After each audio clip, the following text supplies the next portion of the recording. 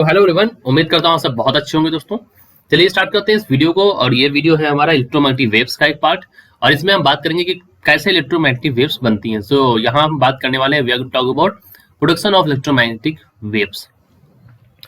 Actually क्या होता है दोस्तों, एक चार्ज जैसे मान लीजिए कोई इलेक्ट्रिक चार्ज है, suppose there is an electric charge which is at rest, an electric charge at rest, an electric charge, okay, let's say Q, which is at rest. So if it is at rest, suppose the Q is at rest, this is a charge Q and it is at rest, guys. So there will be an electric field around it. What will be there? There will be an electric field around it, okay. But if we talk about magnetic field, so there will be no magnetic field. बात समझिए आप, मतलब कहने का यह है कि अगर कोई चार्ज रेस्ट पर है तो उसमें इलेक्ट्रिक फील्ड तो चारों तरफ होगी और होगी, लेकिन उसमें मैग्नेटिक फील्ड नहीं होगी क्योंकि चार्ज क्या है बच्चों, रेस्ट पर है। लेकिन अगर कोई मूविंग चार्ज है, a moving charge, if there is a moving charge, then it has both, और it produces both electric as well as magnetic field बच्चों, ठीक है। लेकिन यहां पर भी दो कंडीशन आती हैं फॉर मूविंग चार्जेस। अगर मूविंग चार्जेस की भी दो कंडीशन है बच्चों, अगर कोई चार्ज मूव कर रहा है उसके भी दो कंडीशन ये हैं कि पहली कंडीशन ये है बच्चों कि पहली कंडीशन में charge moving with constant velocity. तो विद कांस्टेंट वेलोसिटी, अगर कोई चार्ज जो है बच्चों वो क्या चल रहा है, कांस्टेंट वेलोसिटी से जा रहा है, तो उसके लिए कंडीशन अलग है। और अगर कोई चार्ज जो है बच्चों वो क्या हो रहा है, एक्सेलरेटेड जा रहा है, अगर कोई चार्ज एक्सेलरेटेड जा रहा है तो उसके लिए कंडीशन अलग होगी। पहली बात तो ये हो गई, यहाँ पे आप इस बात को समझ गए। दूसरी बात ये है हमारे पास यहाँ पे मूविंग चार्जेस की दो बातें हैं। पहली बात तो यह है कि अगर कोई charge moving with constant velocity, constant velocity मतलब कि जैसे मान लीजिए 5 मीटर पर सेकंड की जो रफ्तार है यह है कांस्टेंट, ये बदल नहीं रही बच्चों। मान लीजिए आपने कोई भी चीज, आप गाड़ी ले, बाइक तो ऐसा नहीं कर सकते ना, बाइक आप 5 पे चलाएं, ब्रेकर्स आएंगे, ट्रैफिक आएगा, आपको गाड़ी तो ऐसे नहीं कर सकते, गाड़ी तो उसमें तो कई सारी चीजें होती रहती। बट सपोज दैट आप कुछ भी करें, उसमें 5 मीटर पर सेकंड की ही आप गति लगा दें जो कि कांस्टेंट रहे या ना बदले, तो इस समय कंडीशन क्या होगी, अगर बच्चों चार्ज भी ऐसे मूव करे किसी एक कांस्टेंट वेलोसिटी पर, तो यहाँ पर बच्चों क्या होगा, क्योंकि यहाँ पर करंट जो है, इस कंडीशन में क्या होगा मेरे प्यारे बच्चों, जो करंट है आपकी, current is not changing with time बच्चों। क्या बच्चों, current is not changing with time. इस बात को याद रखिए बच्चों कि करंट जो है बच्चों समय के साथ नहीं बदल रही है। इस वजह से बच्चों क्या होगा, इससे क्या होगा बच्चों, field will not change, field will not change with time, okay. क्योंकि बच्चों करंट भी नहीं बदली समय के साथ, तो फील्ड भी बच्चों क्या है, समय के साथ नहीं बदलेगी। इस वजह से क्या होगा बच्चों, no electromagnetic wave, no electromagnetic wave can be produced. बात समझे बच्चों, इस चीज को मैंने लिख दिया आपके लिए यहाँ पर, ठीक है, कि मतलब अगर करंट नहीं बदलेगी, समझना, स्टेप बाय स्टेप समझना। सीधे मैं बोल देता है तो बात तो सीधे भी समझ में आती है आपको, लेकिन कम समझ में आती कि सर आखिर ऐसा हो क्यों रहा है, मतलब कि जो कांस्टेंट वेलोसिटी से मूव कर रहा है उसमें इलेक्ट्रोमैग्नेटिक वेव क्यों नहीं बननी। क्योंकि बच्चों अगर कांस्टेंट वेलोसिटी से मूव करेगा तो उसमें करंट नहीं बदलेगी। करंट बच्चों समझते हैं क्या होता है, dq/dt होता है बच्चों, ये होती है हमारी करंट, है ना। अब यहाँ पे क्या है, क्योंकि ये कांस्टेंट है, वेलोसिटी से मूव कर रहा है, तो करंट तो नहीं बदलेगी, करंट तो वही रहेगी, जैसे मान लीजिए जो भी करंट रहेगी वही रहेगी यहाँ पर बच्चों। बात समझे, ये इसलिए मैंने कहा कि यहाँ पर करंट नहीं बदलेगी तो फील्ड नहीं बदलेगी, जो फील्ड नहीं बदलेगी तो इलेक्ट्रोमैग्नेटिक वेव्स बच्चों यहाँ पर नहीं बनेगी, ठीक है बच्चों। अब बात कर लेते हैं बच्चों एक्सीलरेटेड के लिए, ठीक है, बात कर लेते हैं एक्सीलरेटेड के लिए। तो अगर कोई चार्ज है, उसका मोशन क्या है बच्चों, एक्सीलरेटेड है, तो क्या होगा बच्चों, इलेक्ट्रिक एंड बच्चों मैग्नेटिक फील्ड, ई और बी जो है बच्चों, यहाँ पर जो बी होता है ये दिखाता है मैग्नेटिक फील्ड को बच्चों, और जो ई होता है बच्चों किसको दिखाता है, इलेक्ट्रिक फील्ड को। आपने पहले से भी पढ़ रखा होगा, नहीं है तो जान लीजिए, ठीक है। इलेक्ट्रिक और मैग्नेटिक फील्ड बच्चों जो है दे विल चेंज विद बच्चों मैं लिख रहा हूं स्पेस एंड टाइम, देखिए, ठीक है। मैं अक्सर इसलिए कहता हूं, कई बार मैंने बच्चों से जवाब पूछा है, देखिए फिजिक्स क्या है, मैं हमेशा जब मैं पढ़ाता भी हूँ ऑफलाइन क्लासेस में, तो बच्चों के कई बार जवाब मैं कहता हूँ कि जो फिजिक्स है ना बच्चों, फिजिक्स बहुत ही पतले धागे पर चलती है, बात समझना मेरे प्यारे बच्चों। मतलब जैसे मान लीजिए आप चल रहे हैं और आपको जवाब देना है फिजिक्स में, तो आपको बहुत बारीकी ध्यान देनी पड़ेगी। बात समझे बच्चों? बारीकी क्यों बच्चों? क्योंकि जो फिजिक्स है ना, अगर मान लीजिए मैं यहाँ पे सिर्फ टाइम बोलूँ बच्चों, यहाँ पर सिर्फ टाइम का शब्द का यूज करूँ, स्पेस का यूज ना करूँ, यहाँ पर चीजें बदल जाएंगी मेरे प्यारे बच्चों। इसलिए वजह से मैं कहता हूँ कि अगर पेपर में अच्छे नंबर पाने हैं, अगर कंपटीशन को निकालना है, तो फिजिक्स को बारीकी से पढ़ो, स्टेप बाय स्टेप पढ़ो, भागो मत। कोई भी पतली सी किताब लेके आप जो लास्ट वाले जो पन्ने होते हैं उसमें नहीं लिखा रहता है वो रिकैप रिवाइज वाले जो पन्ने कई सारी लाइन लिखी रहती हैं, और आप उनको पढ़ के चले जाओगे ना तो कोई भी ध्यान नहीं निकलेगा। आपको चैप्टर पढ़ना है डिटेल में, ठीक है बच्चों? बात समझ रहे हैं? तो मैंने क्यों लिखा स्पेस एंड टाइम? क्योंकि बच्चों इलेक्ट्रिक फील्ड तो ठीक है, लेकिन मैग्नेटिक फील्ड के स्पेस और टाइम दोनों भी मैटर करते हैं। इलेक्ट्रिक फील्ड के लिए भी बच्चों स्पेस और टाइम दोनों मैटर करते हैं। तब बच्चों ये क्या बनाएगा? Then it will produce electromagnetic waves. क्या होगा बच्चों? Electromagnetic waves will be produce, ठीक है? इसलिए हम कह सकते हैं कि एन एक्सलेटेड चार्ज, क्या कह सकते हैं बच्चों? कि an accelerated charge will produce electromagnetic wave. क्या बात कह सकते हैं? बिल्कुल कह सकते हैं बच्चों। चलिए आगे बढ़ते हैं बच्चों, और कुछ और बातें कर लेते हैं इसी से रिलेटेड, ठीक है बच्चों? देखो, एक बच्चों मान लीजिए एक ऑसिलेटरी एलसी सर्किट है, in an oscillatory LC circuit, ठीक है? मान लीजिए बच्चों, ये मैं एग्जांपल के तौर पे समझाना चाह रहा हूँ कि एक ऑसिलेटरी एलसी सर्किट। अब बच्चों आप पूछेंगे सर ये ऑसिलेटरी एलसी सर्किट है क्या बच्चों? तो बच्चों मैं बता दूं कि एलसी सर्किट जो होता है ये एक सर्किट है। हमने आपको एक वीडियो बना रखी है बच्चों, आप इसको देख लीजिए कैसे होता है बच्चों इस सर्किट में ऑसिलेशन। बच्चों क्या होता है, यहाँ पर आपका मान लीजिए कैपेसिटर है बच्चों, और एक कैपेसिटर जो है बच्चों यहाँ पर ये किसी एक बैटरी से लगा हुआ है। किससे लगा हुआ है मेरे प्यारे बच्चों? एक बैटरी से लगा हुआ है कैपेसिटर आपका। और बच्चों जब कैपेसिटर जो है ना ये आपका, ये इसके द्वारा क्या होगा बच्चों, यहाँ से चार्ज होता है। उसके बाद बच्चों यहाँ पर क्या है कि इंडक्टेंस लगा होता है, और इंडक्टेंस के द्वारा ये बच्चों क्या होता रहता है, ये डिस्चार्ज होता रहता है। तो इसको बोलते हैं बच्चों ऑसिलेटरी एलसी सर्किट। क्या बोलते हैं बच्चों इसको? इसको बोलते हैं ऑसिलेटरी एलसी सर्किट। ये डायग्राम मैंने रफ कर दिया अभी, मैं देखता हूँ नहीं आ सकता दोबारा। चलिए ठीक है, मैं दोबारा बनाता हूँ। तो बच्चों इसमें क्या होता है, इसमें जो एल जो होता है और जो सी होता है बच्चों, सी जो कैपेसिटर होता है पहले वो चार्ज करता है, ठीक है? कैपेसिटर में चार्जिंग होती है, और एल से जो होती है वो बच्चों क्या होती है, डिस्चार्जिंग होती है। बच्चों ये चार्जिंग डिस्चार्जिंग के बीच में क्या होता रहता है, ऑसिलेशन होता रहता है। क्या होता रहता है? ऑसिलेशन होता रहता है, और इसी को हम बोलते हैं ऑसिलेटरी एलसी सर्किट, ठीक है? समझे बच्चों?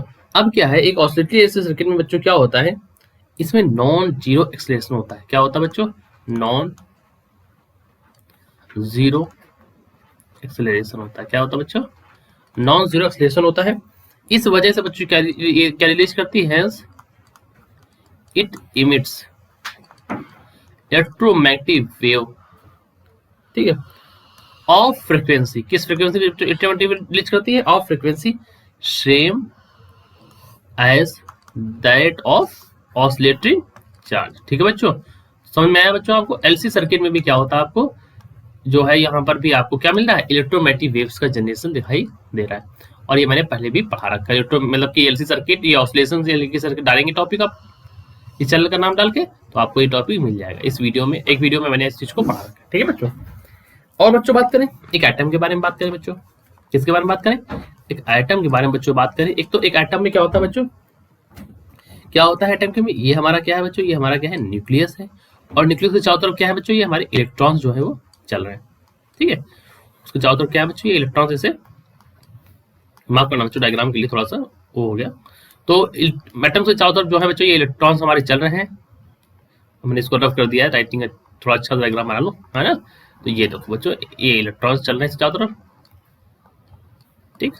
हाँ बच्चों इसमें क्या होता है, इसमें क्या होता है, क्योंकि ये क्या है, स्टेबल ऑर्बिट है। यहाँ पर स्टेबल ऑर्बिट है तो एक्सलेशन जो है यहाँ पर नहीं हो रहा है।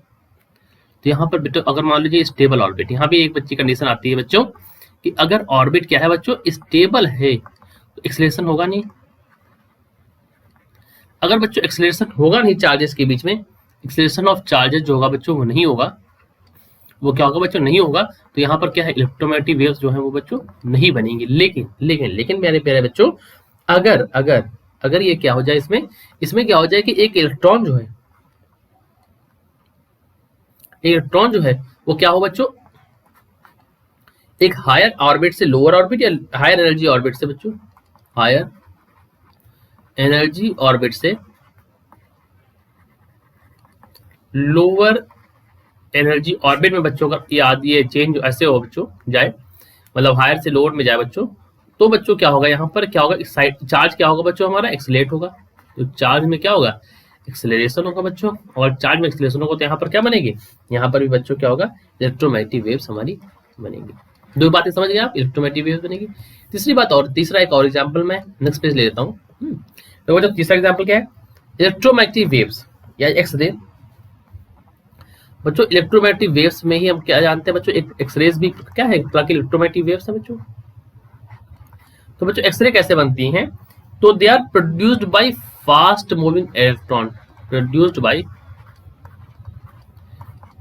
Fast moving electrons which are suddenly stopped by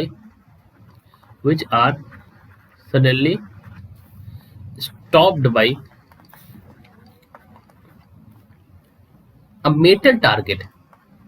बेटा ये प्रोसेस है बच्चों, ये क्या है बच्चों, ये प्रोसेस है, ठीक है। मेटल टारगेट, और कैसा मेटल टारगेट होना चाहिए बेटा, ऑफ हाई एटॉमिक नंबर, ठीक है बच्चों। क्या होना चाहिए, मेटल टारगेट कैसा होना चाहिए बच्चों, ऑफ हाई एटॉमिक नंबर, ठीक है बच्चों। तो ये ऐसे तीन तरीके मैंने बता दिया आपको कि कैसे प्रोडक्शन ऑफ इलेक्ट्रोमैग्नेटिक वेव्स होता है बच्चों, ठीक है। एक बार रिवाइज कर लेते हैं आपके लिए। ये देखो बच्चों, मैंने बताया कि देखो यहाँ पे कंडीशन क्या है आपके लिए, तो मैंने बताया कि देखो एक इलेक्ट्रिक चार्ज अगर रेस्ट पर है, क्यों रेस्ट पर है, तो वहां पर कोई मैग्नेटिक फील्ड नहीं बनेगी, उसके चारों तरफ होती है इलेक्ट्रिक फील्ड। अगर कोई चार्ज मूव करेगा तो उसमें इलेक्ट्रिक मैग्नेटिक फील्ड दोनों बनेंगी। मूव करने की भी दो कंडीशन है, एक कांस्टेंट वेलोसिटी से मूव करे, एक एक्सेलरेशन से मूव करे। बच्चों अगर कांस्टेंट वेलोसिटी से मूव करे तो चार्ज जो है वो क्या आ रहा है, करंट जो है बच्चों नहीं बदल रही समय के साथ। जब करंट नहीं बदलेगी तो फील्ड में भी कोई परिवर्तन नहीं होगा, और जब फील्ड में कोई परिवर्तन नहीं होगा तो इलेक्ट्रोमैग्नेटिक वेव्स यहाँ पर नहीं बनती है। अगर चार्ज एक्सलेटेड है बच्चों तो इलेक्ट्रिक और मैग्नेटिक फील्ड दोनों समय के साथ और स्पेस के साथ बदल रही है, तो वहां पर इलेक्ट्रोमैग्नेटिक वेव्स जो है बच्चों वह बनेंगी। आगे मैंने बात करी कि एग्जांपल जैसे मान लीजिए एलसी सर्किट है, यहाँ पर इलेक्ट्रोमैग्नेटिक वेव्स कैसे बनती है। तो बच्चों एलसी सर्किट के बारे में मैंने बताया कि एल जो होता है इंडक्टेंस में होती है डिस्चार्जिंग, और कैपेसिटेंस होता रहता है चार्ज। तो ये सर्किट जो होता है चार्ज डिस्चार्ज होता रहता है, इस चार्जिंग डिस्चार्जिंग के कारण यहाँ पे होता है ऑसिलेशन, इसीलिए इसको बोलते हैं एलसी ऑसिलेटरी सर्किट बोलते हैं।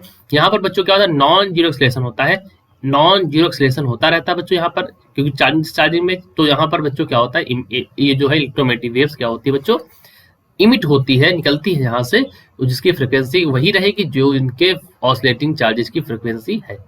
दूसरी मैंने बात करी बच्चों एटम के बारे में। एटम की भी दो कंडीशन है, एक स्टेबल ऑर्बिट, एक अनस्टेबल ऑर्बिट। बच्चों अगर स्टेबल ऑर्बिट है तो इलेक्ट्रोमैग्नेटिक, क्योंकि स्टेबल है तो वहां पर चार्ज का कोई एक्सीलरेशन नहीं है, तो इलेक्ट्रोमैग्नेटिक वेव्स यहाँ पर नहीं बनेंगी। लेकिन अगर अनस्टेबल है, यहाँ पर क्या है कि जो हायर एनर्जी ऑर्बिट से लोअर एनर्जी ऑर्बिट में मोशन हो रहा है, मतलब ये जा रहा है, तो यहाँ पर चार्ज एक्सीलरेशन होगा और इलेक्ट्रोमैग्नेटिक वेव्स बनेगी। तीसरा मैंने बताया बच्चों की एक्सरे कैसे बनती है, जो कि एक प्रकार की इलेक्ट्रोमैग्नेटिक वेव्स है बच्चों। तो यहाँ पर क्या होता है, फास्ट मूविंग इलेक्ट्रॉन हो, जिसको कौन स्टॉप करे बेटा, a metal target of high atomic number, a fast moving electron that is been stopped by metal target of high atomic number. ऐसे में क्या होती है बच्चों, इलेक्ट्रोमैग्नेटिक वेव्स बनती है। आगे चलते हैं बच्चों अपने टॉपिक पे। ये बच्चों अब हम यहाँ पे बात करने वाले हैं आपसे few important facts about electromagnetic waves. क्या बात करेंगे, important facts about electromagnetic waves. देखो प्यारे बच्चों, पहला क्या है कि the electromagnetic waves are produced by accelerated charge, ये बात आपको पता होनी चाहिए बच्चों। फिर कहते हैं कि these wave do not require any material medium for propagation. तो इलेक्ट्रोमैग्नेटिक वेव्स जो होती है बच्चों वो वैक्यूम में भी चल सकती हैं, इनको किसी भी प्रकार के मटेरियल मीडियम की आवश्यकता नहीं होती है। प्यारे बच्चों तीसरा जो पॉइंट है वो कहता है these waves travel in free space with a speed of 1/f/μ0 ये बच्चों मैंने आपको बताया कि अगर एक फ्री स्पेस में ट्रेवल करेंगे तो उनकी क्या होती है, सी बराबर स्पीड क्या होती है बच्चों, स्पीड ऑफ लाइट के बराबर होती है। तो c किसके बराबर होता है, मतलब the value of c is equal to 1/μ0 epsilon. बच्चों ये क्वेश्चन आपके डायमेंशन में बहुत बार आता है, कई बार बच्चे हमसे पूछते हैं सर ये क्वेश्चन मैंने कई बार बच्चों को सॉल्व भी कराया है, that is c is equal to 1/√μ0 epsilon. बच्चों तो ये जो है ये किसकी स्पीड होती है बच्चों, ये इलेक्ट्रोमैग्नेटिक वेव की होती है बच्चों। और क्यों बच्चों ऐसे बोलते हैं हम, क्योंकि तो बच्चों देखो ये स्पीड ऑफ लाइट है और लाइट एक प्रकार की इलेक्ट्रोमैग्नेटिक वेव है। इसको मैं रफ कर देता हूँ ताकि यहाँ पर कोई डिस्टर्बेंस ना क्रिएट हो प्यारे बच्चों, ठीक है। रफ करना जरूरी होता है क्योंकि ऐसे फिर जो है सीट गड़बड़ हो जाएगी, ठीक है बच्चों। आगे देखो बच्चों, ओ सॉरी, ठीक है बच्चों, ये देखो it is independent of wavelength of electromagnetic wave, मतलब इसमें वेवलेंथ पर निर्भर नहीं करता है। For example velocity of gamma infrared are the same in vacuum to with in a few metre per second. ठीक है, मतलब कहने का यह है कि बच्चों इलेक्ट्रोमैग्नेटिक वेव्स की वेवलेंथ पर निर्भर नहीं करती है। यहाँ पर अगर वैक्यूम में जाओगे तो इलेक्ट्रोमैग्नेटिक वेव की वेवलेंथ का कोई फर्क नहीं पड़ता है स्पीड ऑफ लाइट पर। याद रखना इस चीज को बच्चों। इससे भी कई बार कंपटीशन में सवाल आते हैं घुमाकर इन द सेंस कि बच्चों आपको पता होना चाहिए कि इसका नहीं कोई असर पड़ता है। ठीक है बच्चों, the direction of variations of electric magnetic field are perpendicular to each other, ये बात मैंने बता रखी है आपको। And also perpendicular to the direction of propagation. क्यों बच्चों, ये बात आपको बता रखी मैंने, क्योंकि हमने बताया इलेक्ट्रोमैग्नेटिक वेव्स जो होते हैं वो ट्रांसवर्स होती है नेचर में। अब जिन बच्चों ने पिछली वीडियो नहीं देखी उनके लिए मैं 1 मिनट का समय लेते हैं, मैं आपको पुरानी स्लाइड दिखाता हूँ मैंने कहाँ पढ़ाया बच्चों ये चीज। तो ये देखो बच्चों, मैं अभी ले चलता हूँ आपको, ये देखिए बच्चों, सॉरी ये सब मैंने पढ़ा रखा बच्चों, ये सब स्लाइड्स में है हमारी। ये देखो बच्चों, यहाँ पर ये देखो बच्चों इलेक्ट्रोमैग्नेटिक वेव्स कैसे चल रही है बच्चों, यहाँ पर ये देखो इस तरह से चल रही है बच्चों। ये देखो इलेक्ट्रिक फील्ड मैग्नेटिक फील्ड एक दूसरे के परपेंडिकुलर है, और डायरेक्शन ऑफ प्रोपगेशन के भी ये दोनों एक दूसरे के परपेंडिकुलर है। मतलब ये तीनों जो है, electric field is perpendicular to magnetic field, electric field is perpendicular to direction of propagation, magnetic field is also perpendicular to direction of propagation. फिर मैंने बच्चों यहाँ पर आपको ट्रांसवर्स नेचर भी मैंने समझाया था, ये एक एग्जांपल लेके। ठीक है बच्चों, अब चलते हैं अपनी वही स्लाइड पर जहां पर हम लोग थे। ये देखिए बच्चों, बच्चों अगला जो है वो कहता है the variation of in electric and magnetic field occur simultaneously and field acquire the maximum values E not P not at the same place at the same time. ये भी मैंने बच्चों आपको दिखा दिया कि जो इलेक्ट्रिक फील्ड मैग्नेटिक फील्ड में जो वेरिएशन होता है ये एक साथ होता है। मतलब अभी आपने देखा जो डायग्राम देखा ना बच्चों, उसमें तो electric field magnetic field, electric field magnetic field, तो बच्चों ये जो मैक्सिमम वैल्यू भी सेम प्लेस पर होती है। जहां पर इलेक्ट्रिक फील्ड की पीक वैल्यू जाएगी एम्पलीट्यूड, वहां पर इसका भी पीक एम्पलीट्यूड जाएगा। अब इस बात को अगर कोई बच्चा नहीं समझ पा रहा तो मैं उसके लिए 1 मिनट का समय लेकर मैं यहाँ पर एक चित्र बनाता हूँ। ये देखो बच्चों, जो भी पीछे हमने देखा, देखो बच्चों ये इसकी पीक, ये एक वेव इलेक्ट्रिक के लिए मैंने बच्चों इसको तो ऐसे बता दिया। ठीक है, अब दूसरी जो बच्चों है, दूसरी मैंने यहाँ पर ये दूसरी बच्चों क्या है, दूसरी ये, ठीक इस तरह से। ये क्या है बच्चों, ये बच्चों देखो, अब ये देखो, ये अगर ये मैग्नेटिक फील्ड का पीक है तो ये इलेक्ट्रिक फील्ड का पीक है। मतलब ये ई नॉट है, ये बी नॉट है। मतलब ये ई नॉट बी नॉट क्या है बच्चों, ये इसके मैक्सिमम वैल्यू है। मतलब ये क्या है बच्चों, इनके एम्पलीट्यूड्स हैं। ठीक है बच्चों, तो कहने का मतलब यह है कि ये दोनों मैक्सिमम वैल्यू कहाँ पर होंगे बच्चों, सेम प्लेस पर और सेम टाइम पर। आपने देख ली बच्चे इस बात को। चलिए आगे देखते हैं। In a free space the magnitude of electric and magnetic field in electromagnetic waves are related by E by B is equal to C। बच्चों ये भी बात मैंने आपको पढ़ा रखी है। अगर इस बात को आपको समझना है तो बच्चों 1 मिनट का समय दीजिए, मैं आपको पुरानी स्लाइड दिखा देता हूँ। Relation between electric field and magnetic field in free space. Topic का नाम है relation between electric and magnetic field in free space. पहले बच्चों यहाँ पर आप देखिए जरा, ये भी मैंने आपको पढ़ा रखा है, सब पिछली स्लाइड में आपको मिल जाएगा। बहुत अच्छे तरीके से मैंने स्लाइड कराई है सारी। यहाँ पर देखो बच्चों, यहाँ पर आपको ये देखो मिल रहा है E by B is equal to C। ये हमने क्या लिखा है, since E and B are in phase, तो मैंने ये बात यहाँ पर लिख दी। अब इस प्रूफ को समझने के लिए आपको पिछली वीडियो देखनी पड़ेगी बच्चों। शॉर्ट में समझाता हूँ मैं आपको यहाँ पर 1 मिनट के लिए। मैंने मान ली थी कि कोई इलेक्ट्रिक मतलब कोई जो वेव है वो जा रही है, उसके लिए मैंने यहाँ पर इक्वेशन लिख दी y डायरेक्शन में और z एक्सिस में। बच्चों ये B इलेक्ट्रिक फील्ड की और मैग्नेटिक फील्ड की इक्वेशन है। यहाँ पर मैंने इसको डिफरेंशिएट किया और डिफरेंस करने के बाद हमने वैल्यू रिप्लेस करके इस तरह से इस चीज को ऑब्टेन कर लिया। तो ratio of electric field and magnetic field is equal to speed of light. समझ गया बच्चों, आगे बढ़ते हैं। ठीक है बच्चों, अब देखिए बच्चों अगला जो टॉपिक को कहता था energy of electromagnetic waves divided on average equally with electric and magnetic wave. तो बच्चों ये जाहिर सी बात है कि यहाँ पर इस ग्राफ से आप देख भी सकते हैं या समझ सकते हैं कि जो एनर्जी है उनकी वो भी क्या होती है, डिवाइड होती है इलेक्ट्रिक और मैग्नेटिक वेव के बीच में। अब इस चीज को भी मैंने बच्चों समझाया है, कहाँ पर, ये देखिए बच्चों क्या समझाया मैंने बच्चों, मैंने लिखा है कि energy density of electromagnetic wave. बच्चों ये देखिए मैग्नेटिक फील्ड की है वैल्यू, ये है यहाँ पर, ये इलेक्ट्रिक फील्ड की है बच्चों। इनको जोड़ देते तो इलेक्ट्रोमैग्नेटिक फील्ड की इलेक्ट्रोमैग्नेटिक वेव्स की बन जाती है। ये इलेक्ट्रिक की जोड़ी मैंने और ये मैग्नेटिक की जोड़ी, तो क्या हो गया, इलेक्ट्रोमैग्नेटिक की बन गई। फिर बच्चों मैंने आपको आगे चल के दिखाया कि जो एनर्जी जो वैल्यू है इलेक्ट्रिक फील्ड की, मतलब ये क्या है, mean value, average mean density है बच्चों, ये एवरेज एनर्जी डेंसिटी है। This is for electric and this is for magnetic. ये दोनों बच्चों क्या मैंने दिखा दी यहाँ पर, बराबर होती हैं। इसका मतलब है बच्चों ये बात प्रूफ हो गई कि ये दोनों बराबर ही होती हैं। ठीक है, यहाँ पर देख लीजिए बच्चों, ये देखिए मैंने यहाँ पर इस दोनों को बराबर करके दिखा दिया। अब इसको भी आप पुरानी वीडियो में देख सकते हैं। तो ये बात हमको समझ में आ गई। तो एनर्जी है वो इलेक्ट्रोमैग्नेटिक वेव्स की डिवाइड होती है ऑन एवरेज। बच्चों मैंने एवरेज का साइन वहां पर आपने देखा होगा, हर चीज का एक मतलब है यहाँ पर, ऐसी कोई चीज नहीं है कि देखो एवरेज का साइन देखा होगा बच्चों, ये जो इस तरह बना था बच्चों, ये जो साइन था ना एवरेज का, ये मतलब ये दिखा रहा मीन, इस तरह से बच्चों ये हम दिखाई थी, ये दोनों क्या है, बराबर हैं। इसका मतलब है ये बात हमारी प्रूफ हो गई। बच्चों आगे कहता है in vacuum the average energy density is half epsilon not E square, ये बच्चों आपने पीछे जो अभी दिखाई ना, तो ये वहीं से देखा है, तो ये भी बच्चों वहां पर आपने देखा है मैग्नेटिक फील्ड की एवरेज डेंसिटी ये, और ये दोनों ही बराबर होती है। ठीक है बच्चों, आखिरी क्या था, electric field vector is responsible, the electric field vector is responsible for the optical effect of electromagnetic wave. बिल्कुल बच्चों, ऑप्टिकल इफेक्ट के लिए कौन रिस्पॉन्सिबल, इलेक्ट्रिक मैग्नेटिक, ये हमारा इलेक्ट्रिक फील्ड वेक्टर मतलब ई, जो इलेक्ट्रिक फील्ड वेक्टर होता है उसकी वजह से क्या होते हैं, ऑप्टिकल इफेक्ट होते हैं इलेक्ट्रोमैग्नेटिक वेव्स में।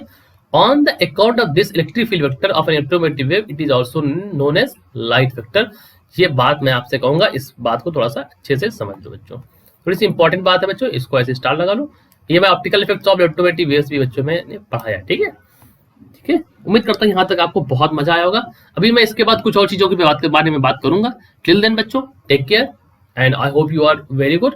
और बच्चों इस वीडियो को देखो, समझो, फिजिक्स को एक बार हमारे तरीके से समझो, और मैं आपको बताता हूँ कि आप जरूर अच्छे से अच्छे नंबर लाएंगे। जय हिंद, जय भारत।